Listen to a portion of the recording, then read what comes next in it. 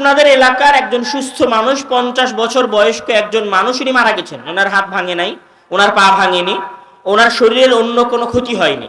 ওনার হাত ওনার হাতের জায়গায় আছে, ওনার পা ওনার পায়ের জায়গায় আছে, ওনার মুখ ওনার মুখের জায়গায় আছে। আপনি যদি এই পৃথিবীর সবচেয়ে মূল্যবান খাবারও নিয়ে আসেন, তাও আপনি তাকে ওই মূল্যবান খাবার খাওয়াতে পারবেন না।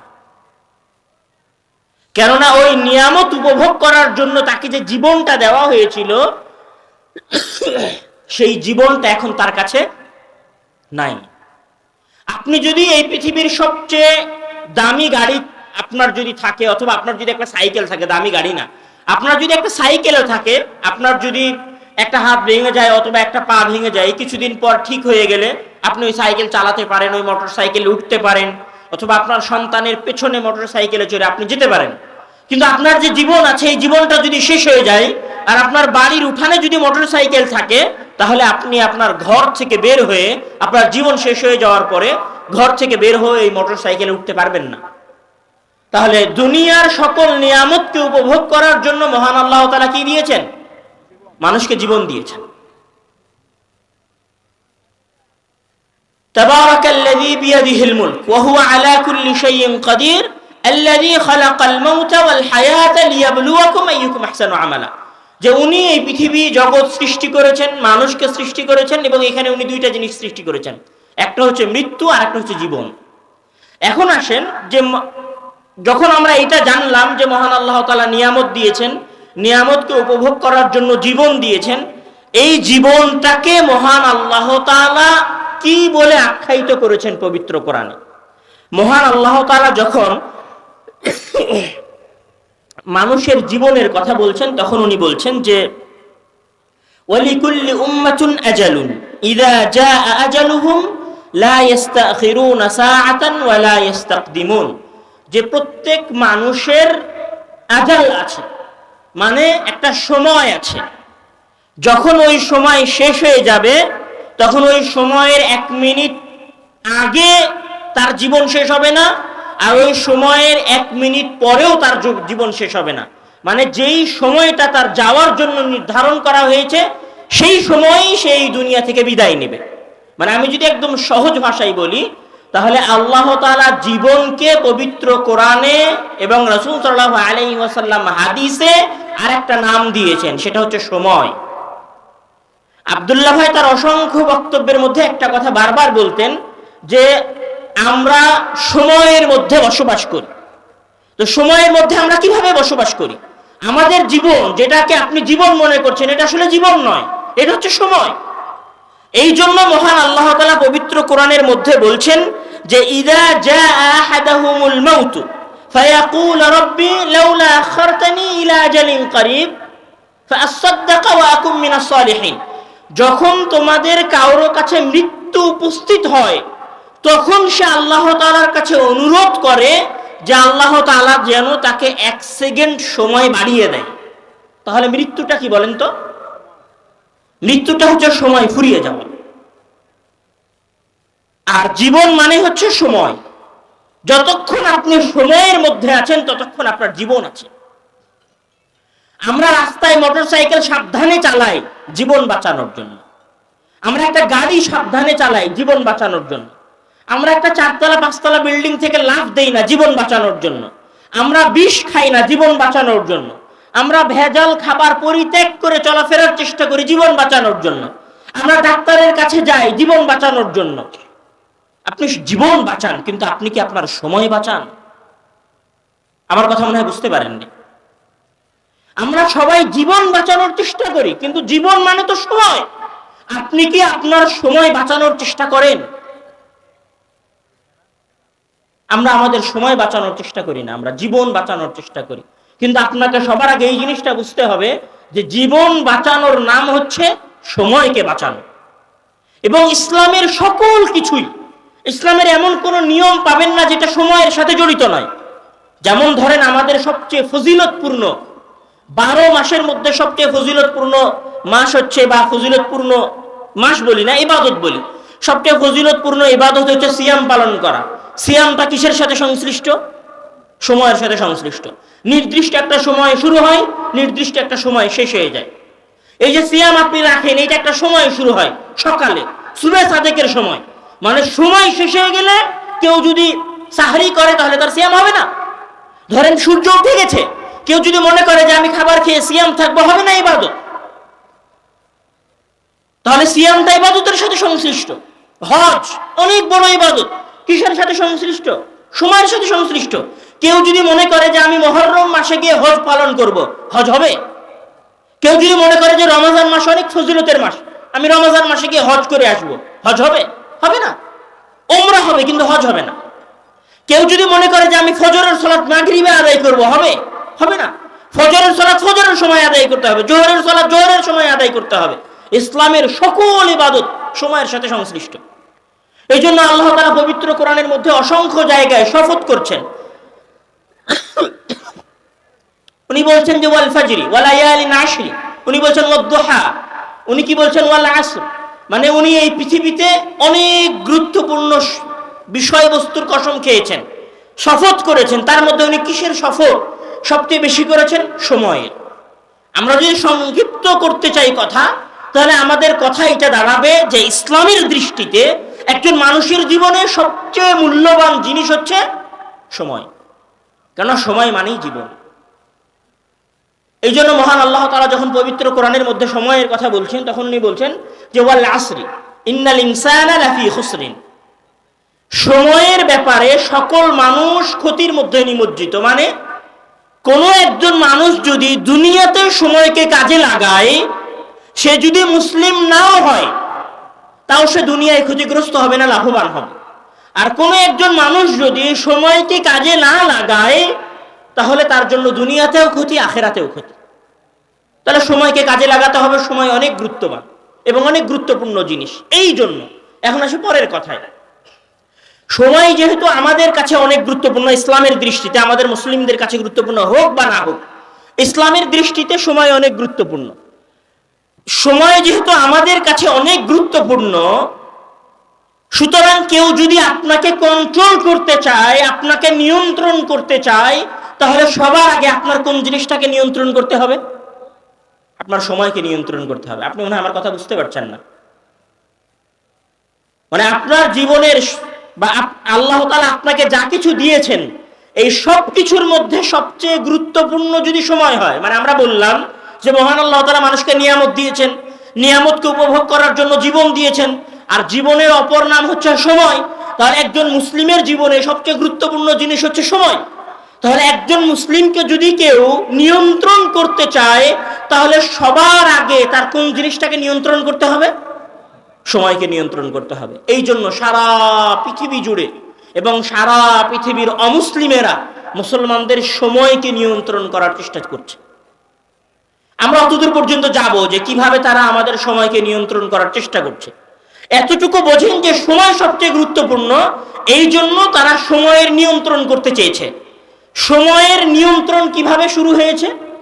সময়ের নিয়ন্ত্রণ শুরু হয়েছে সময়ের পরিচয় নির্ধারণ করার মাধ্যমে।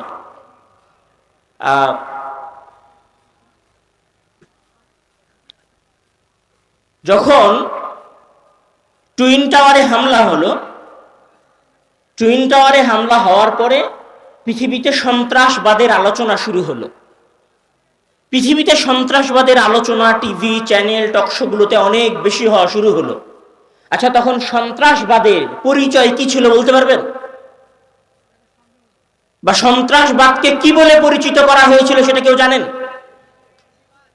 না। তখন সন্ত্রাসবাদকে পরিচিত করা হয়েছিল, সন্ত্রাস মানে মাথায় টুপি আর মুখে দাড়ি।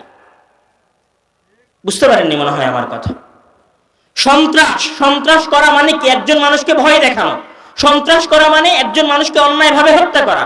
সন্ত্রাস করা মানে একজন মানুষকে অন্যায়ভাবে গুলি করা। সন্ত্রাস করা মানে একজন মানুষের উপর বোম ফেলা। যে বোম ফেলে, যে গুলি করে, যে হত্যা করে, সে হচ্ছে সন্ত্রাসী। এখন সন্ত্রাসীর সংজ্ঞা কি হবে? সারা পৃথিবীর সকল ইহুদি খ্রিস্টানেরা মিলে সন্ত্রাসীর সংজ্ঞা নির্ধারণ করে দিল যে সন্ত্রাসীর সংজ্ঞা হচ্ছে মাথায় টুপি আর মুখে দাড়ি। তখন সারা পৃথিবীর সবাই মেনে নেওয়া শুরু করলো যে সন্ত্রাসী মানে মুখে দাড়ি থাকবে আর মাথায় টুপি থাকবে। এই জন্য যেখানেই মাথায় টুপি আর দাড়িওয়ালাকে দেখা যাবে সে হচ্ছে জঙ্গি। আপনারা কিছুদিন আগে দেখেন নাই আমাদের একজন সংসদ সদস্য নাম হচ্ছে হানজালা, উনি যখন সংসদ থেকে বের হচ্ছিল তখন তাকে কি বলা হচ্ছিল? জঙ্গি যাচ্ছে, জঙ্গি যাচ্ছে। কেন? এটাকে ড্রেস কোড করা হয়েছে, মানে পরিচয়। সন্ত্রাসবাদের পরিচয় হচ্ছে মাথায় টুপি আর মাথায় পাগড়ি, মাথায় পাগড়ি অথবা টুপি এবং মুখে দাঁড়িয়ে পরিচিত করা হয়েছে এই জিনিস দিয়ে।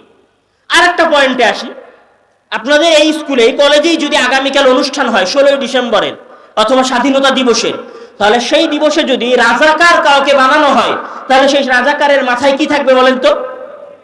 টুপি থাকবে। মুখে কি থাকবে? দাড়ি থাকবে।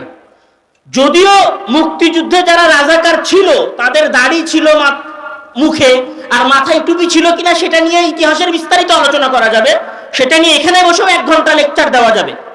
সেটা নিয়ে যারা রাজাকার বলতে দাড়ি টুপি বানিয়েছে তাদেরকে ইতিহাস বলে ধুয়ে দেওয়ার মতো দলিল আদিল্লা আছে আমাদের কাছে, বলা যাবে, সেটার কথা আমরা বলছি না। কিন্তু তারা যখন রাজাকার বলে পরিচিত করতে চেয়েছে, রাজাকারকে যখন সংজ্ঞায়িত করতে চেয়েছে, রাজাকারের যখন ডেফিনেশন দিয়েছে, তখন সেই ডেফিনেশনটা কি দিয়েছে বলেন তো?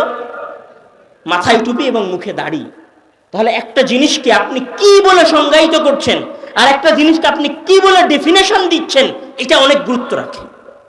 আমার কথা মনে হয় ধরতে পারছেন না। এখানে কলেজ, আমার ধারণা এখানে অনেক স্টুডেন্ট আছে এবং ছাত্ররা আছে, তারা হয়তো আমার কথা বুঝতে পারবে, আমি এতটুকু আশা করি। তাহলে কোন জিনিসকে সংজ্ঞায়িত করাটা অনেক গুরুত্বপূর্ণ। কে সংজ্ঞায়িত করছে এটা পরের বিষয়, কিন্তু সংজ্ঞাটা কি সেটা অনেক গুরুত্বপূর্ণ। যেমন ধরেন, যখন আপনাদের সামনে বলা হয়েছে আমেরিকা কে আবিষ্কার করেছে, তখন আমরা সবাই এক বাক্যে বলেছি যে কলম্বাস আবিষ্কার করেছে। বাস্তবিক কলম্বাস আবিষ্কার করেছিল কিনা সেটার বিরুদ্ধে অনেক দলিল আছে যে আমেরিকা কলম্বাস আবিষ্কার করে নাই। কিন্তু সংজ্ঞা যে কলম্বাস আমেরিকা আবিষ্কার করেছে, তখন আমরা সেটা মুখস্থ করে ফেলেছি। তো সংজ্ঞাটা অনেক গুরুত্বপূর্ণ, অনেক গুরুত্বপূর্ণ যে একটা জিনিসের সংজ্ঞা কি হবে। তাহলে সময়ের সংজ্ঞা কি হবে এটা অনেক গুরুত্বপূর্ণ। আমার কথা মনে হয় আপনারা বুঝতে পারেন না। সময়ের সংজ্ঞাটা কি হবে এটা অনেক গুরুত্বপূর্ণ। আমি একজন মুসলিম, আমার কাছে সময়ের সংজ্ঞা কি, আর আমি একজন অমুসলিম, আমার কাছে সময়ের সংজ্ঞা কি, এটা অনেক গুরুত্বপূর্ণ। কেননা সংজ্ঞা যদি উলটপালট হয়ে যায় তাহলে আমার অ্যাকশন আলাদা হয়ে যাবে। এই সংজ্ঞার উপর ভিত্তি করে সময় কেন্দ্রিক মানুষের চিন্তা চেতনা পরিবর্তন হয়েছে। সর্বপ্রথম আধুনিক যে সময়, এই সময়ের সংজ্ঞা দেওয়া হয়েছে, আমি যদি বলি সর্বপ্রথম আধুনিক এই সময়ের সংজ্ঞা দেওয়া হয়েছে 1765 সালে। জোসেফ প্রিস্টলি তার বই চার্ট অফ বায়োগ্রাফির মধ্যে সময়ের সংজ্ঞা দিয়েছেন। উনি সময়কে কি বলেছেন? উনি বলেছিলেন যে সময় হচ্ছে একটি রৈখিক লাইন, একমুখী লাইন। একমুখী লাইন মানে আমি বুঝিয়ে বলছি আপনাদের জন্য। সময় একমুখী। আপনাদের অনেকেই মনে হতে পারে যে সময়ের আবার সংজ্ঞা দরকার হয় নাকি, সময় তো সময়, এর আবার সংজ্ঞার কি আছে? হ্যাঁ, সময়ের সংজ্ঞা আছে। আধুনিক বিশ্বে সময়কে রৈখিক সময় বলা হয়।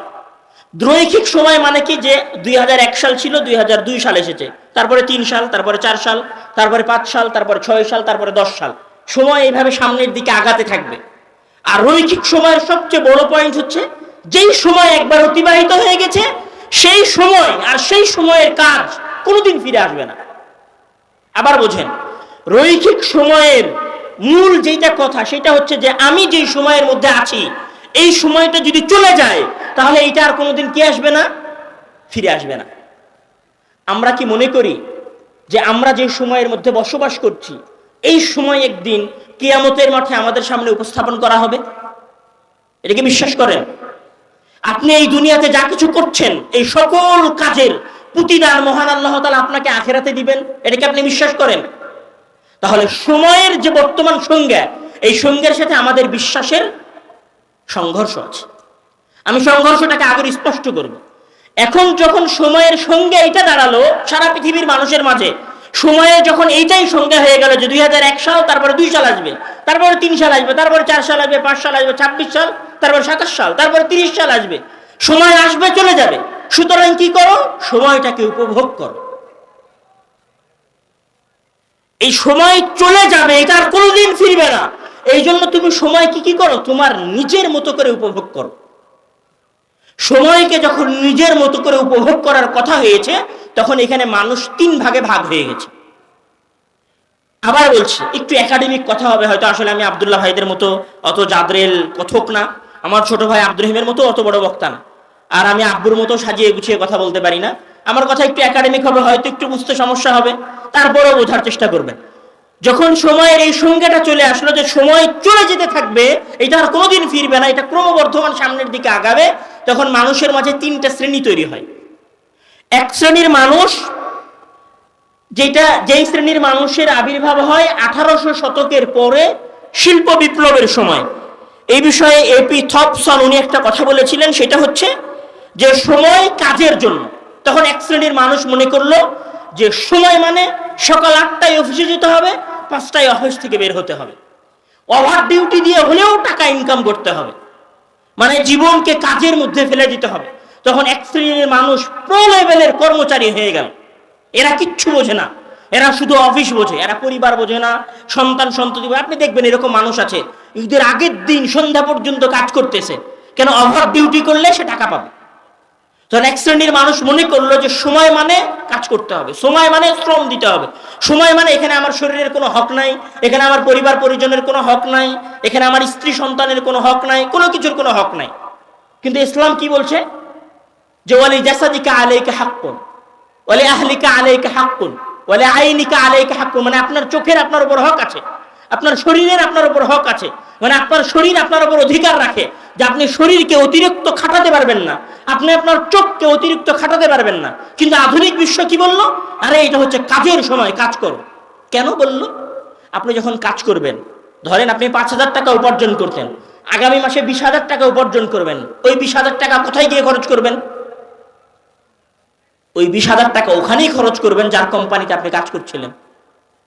বুঝতে পারেননি মনে হয় কথা। ধরেন আপনি যদি এতদিন পর্যন্ত 5,000 টাকা ইনকাম করছিলেন, আপনার কাছে ফোন ছিল 10,000 টাকার, আপনি যখন 20,000 টাকা ইনকাম করা শুরু করলেন, তখন আপনার ফোনটা হয়ে গেল 15,000 টাকার। তো ওই যে 20,000 টাকা অতিরিক্ত সময় দিয়ে আপনি ইনকাম করলেন, তারপরে যে টাকাটা কামালেন, ওই টাকাটা আবার কার পকেটে চলে গেল?